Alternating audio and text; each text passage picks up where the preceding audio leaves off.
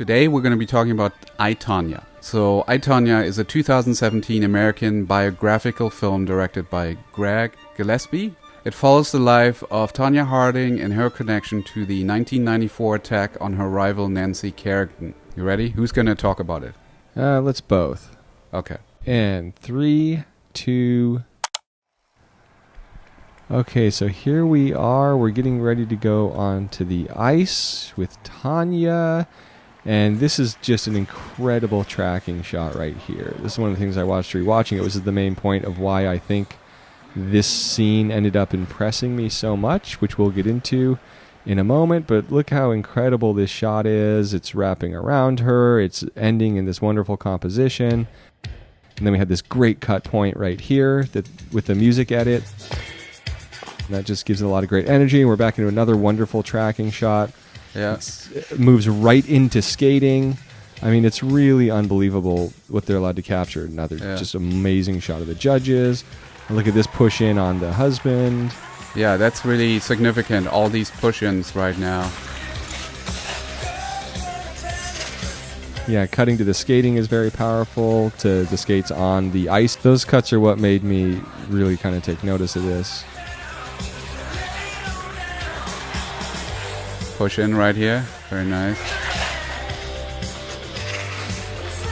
There are some invisible edits here. I'm sure we're going to identify when we go back. Another push in. Sure. And there is actually an edit I really don't like in this. I realized too. Oh, I'd be curious to see which one. So how do you feel about... I don't think that's her right there, by the way. Yeah, I was going to talk about that.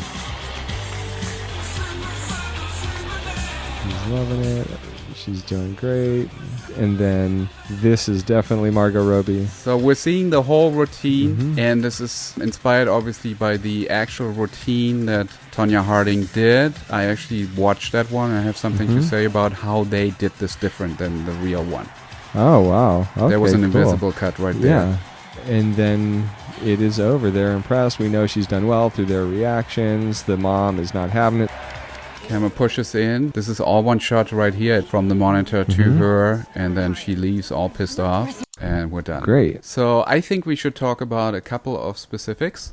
One is the hidden cuts in there. I'm sensing that there are like 3 or 4 hidden cuts in there. But if we, for example, go to when we're going to her feet, I feel like there's a cut there. What do you think, Tyler? I don't think that there is. I don't want to believe there is, but there's definitely a different person's face. I mean, her face is definitely on. Yeah, so I guess maybe there would have to be a cut. I don't know. That's a good call to put out there to the... This is a maybe. To the listeners. It definitely feels to me. Let's keep going. It's like towards the end when we land on her face. I think it is right. Boom, right there. Yeah, there was a cut right there. You're absolutely right. It's actually a jump cut.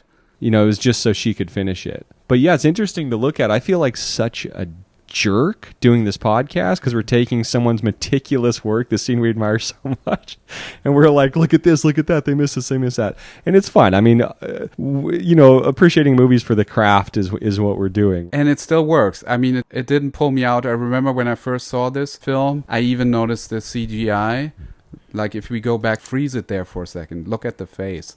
This almost feels like just photoshopped in. I know they did some tracking and some 3D scanning and all that stuff to make it look as perfect as possible, and they had a real CGI company do it. Yeah. This is a very specific challenge with the movement. What did she look like on that green screen stage? You know what I mean? Yeah. It just seems like such a complicated thing to mirror, but then also mirror it in a way so the motion blurring matches, so it's clearly more... It's a very big challenge. Obviously, some films would handle that better, but it is one of the things I was aware of watching the movie. I think specifically the spinning, I was like, that's her face, but I don't know who's doing that skating. If you go to 123 and just freeze it and look at her face, right, it just doesn't work. This whole section.